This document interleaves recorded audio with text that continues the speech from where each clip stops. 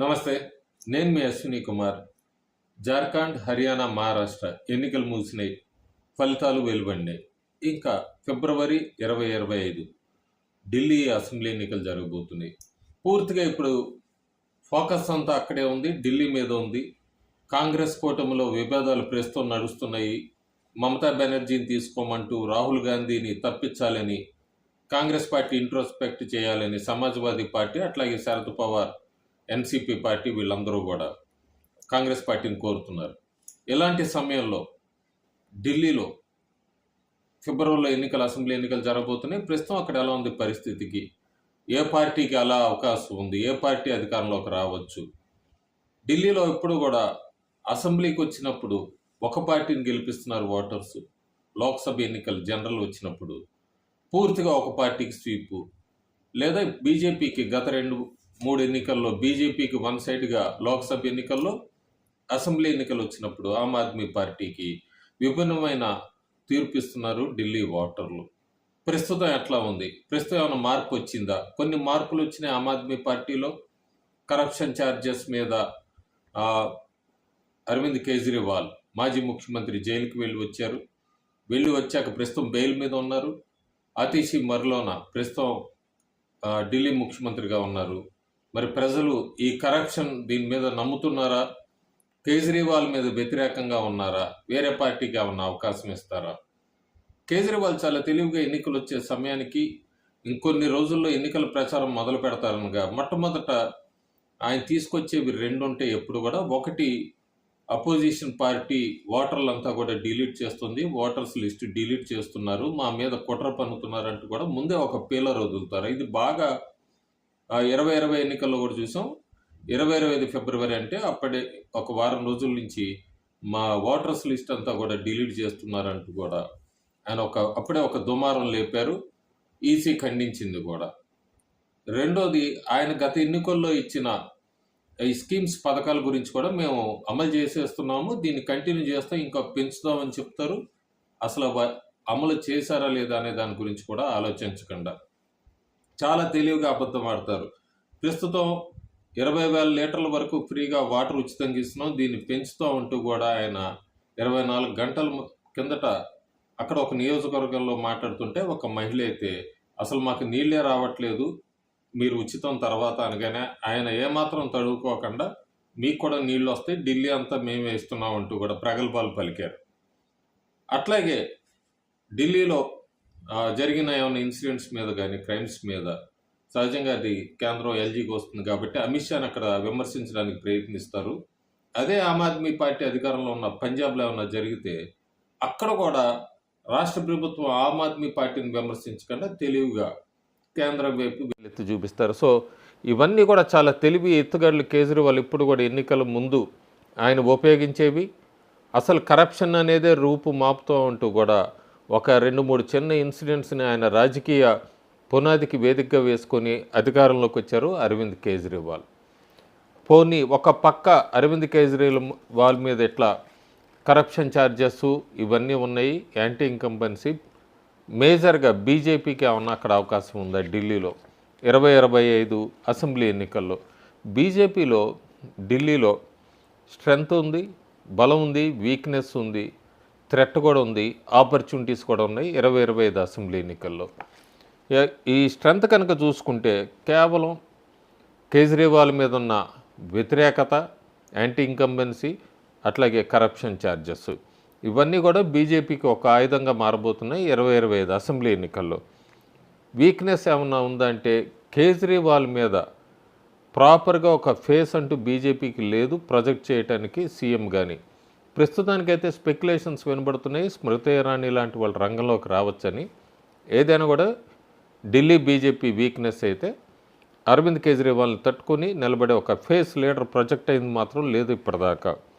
అవకాశాలు ఏమైనా ఉన్నాయా, ఆపర్చునిటీస్ అక్కడ ఏమన్నా అంటే ఒక్క స్టేట్ ఇష్యూస్ మీద క్యాంపెయినే వెల్ఫేర్ యోజన, ఇది ఒక్కదాని మీదే చేసుకుంటూ వెళ్ళాలి.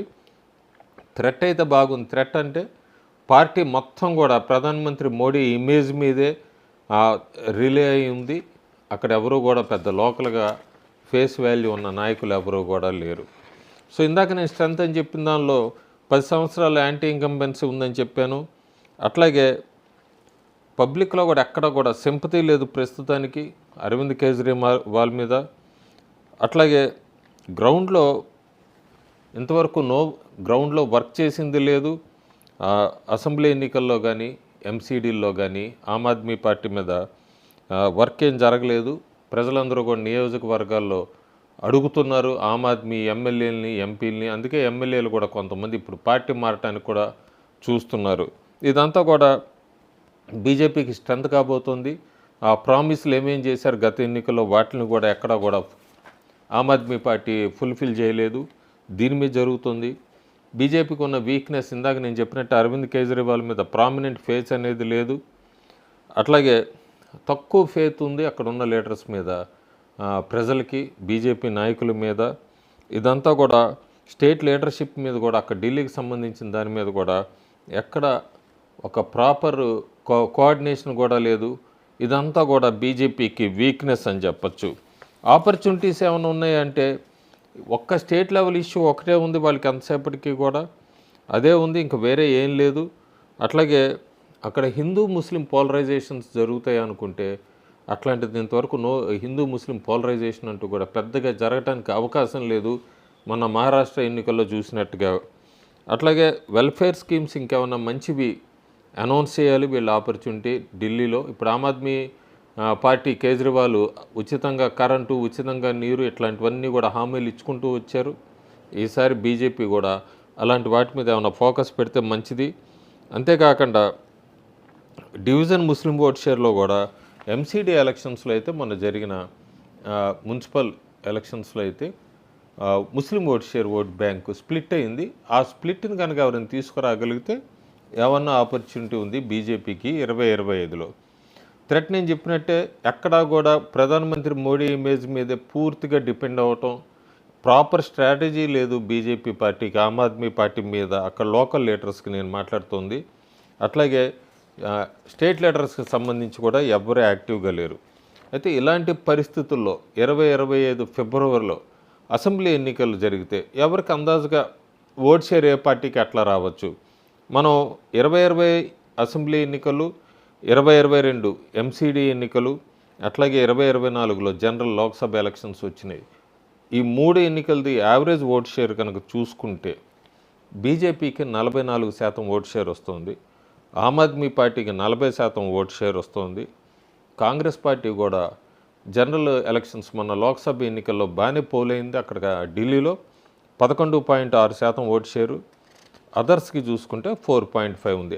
ఇది మనం గత 2020 అసెంబ్లీ ఎన్నికలు, 2022 ఎంసీడీ, అట్లాగే 2024 లోక్సభ ఎన్నికలు, ఈ మూడిట్లో యావరేజ్ తీసుకుంటే కనుక ఇట్లా ఓట్ షేర్ ఉండొచ్చు. ఇట్లా కాకుండా ఇప్పటికిప్పుడు ఎన్నికలు జరిగితే ఎలా ఉంటుంది ఓట్ షేర్? లీస్ట్లో లీస్ట్ యావరేజ్గా చూసుకుంటే లీస్ట్ పర్సెంటేజ్ చూస్తే బీజేపీకి 35.5% ఓట్ షేర్ రావచ్చు, ఆమ్ ఆద్మీ పార్టీకి 21% రావచ్చు, కాంగ్రెస్కి 7% రావచ్చు, అదర్స్కి 2.5% ఓట్ షేర్ రావచ్చు. డెమోక్రసీ టైమ్స్ నెట్వర్క్ చాలామంది సర్వేలు చేస్తున్నారు. Pre opinion poll, pre poll సర్వేలు అని. దగ్గరగా ఉన్నది, కొద్దిగా దగ్గరగా గత ఎన్నికల్లో దగ్గరైంది వాళ్ళ సర్వేలని తీసుకుంటున్నాను నేను.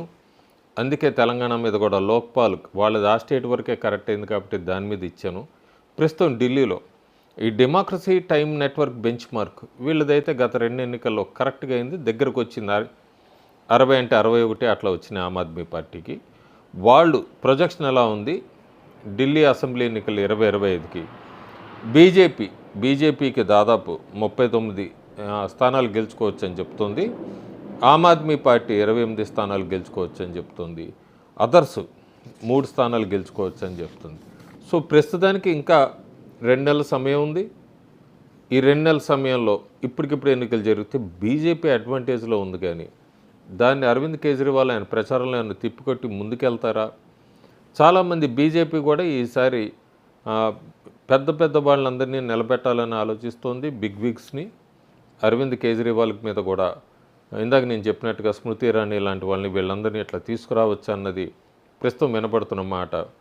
అరవింద్ కేజ్రీవాల్ ఏమైనా ఎత్తుకు పై ఎత్తేస్తారు, ఎందుకంటే ఈసారి ఒంటరిగానే వెళ్తామంటూ కూడా మళ్ళీ చెప్పారు. కాంగ్రెస్తో పొత్తు ఉండదని చెప్పారు. త్రిముఖ పోరు ఉండబోతోంది. ఈ త్రిముఖ పోరులో ఎక్కడైనా ఎడ్జ్ ఆప్కి వస్తుందా, బీజేపీకి వస్తుందా అనేది అయితే మనం వేచి చూడాలి. ప్రస్తుతానికైతే ప్రీపోల్ సర్వే ఈ డెమోక్రసీ టైమ్స్ నెట్వర్క్ వాళ్ళు ఇచ్చిన దాని ప్రకారం అయితే బీజేపీ ముందంజలో ఉన్నట్టుగా మనకు తెలుస్తుంది.